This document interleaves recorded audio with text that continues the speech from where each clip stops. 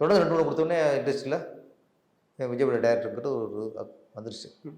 ஆமாம், அது போய் கூப்பிட்டு கமிட் பண்ணுறாங்க. அஜித் சார் ஹீரோன்னாங்க. எனக்கு அப்போ ஒரு டவுட்டு, ஏன்னா நம்ம ஏற்கனவே விஜய் டேரக்டர்னு ஒரு முத்திரை குத்திட்டாங்க. மற்ற ஹீரோ யாரும் கூப்பிடலாம், விக்ரம் கூப்பிடலாம், சூர்யா கூப்பிடலாம், சிம்பு கூப்பிடலாம், மற்ற எல்லாரும் கூப்பிடலாம். அஜித் மட்டும் கூப்பிட மாட்டாருங்கிற ஒரு இது எனக்கு இருந்துச்சு. உங்களுக்கே இருந்துச்சு? ஏன்னா யாரும் இவர் கூட ஏன்னா விஜய் படோட டேரக்டர் ஆகி போச்சுல, எனக்கு அப்படியே இருந்துச்சு. ஆனால் இவர் இதுக்குள்ள போனதுக்கப்புறம் தான் தெரியும் எனக்கு. அவங்க பேனல் படம் முடிச்சுட்டா சந்தோஷமாக இருந்துச்சு. ஹீரோ வந்து அஜித்துங்கும் போது எனக்கு கொஞ்சம் பக்குனுச்சு. என்னடா இவங்க அவர்கிட்ட சொன்னாங்களா சொல்லலன்னு தெரில, நம்ம இங்கே ஆமான்னு சொல்லிட்டு அப்புறம் அங்கே போயிட்டு பேரரசை வேணாம்னு சொல்லிட்டாருன்னா தப்பாக போயிடும்.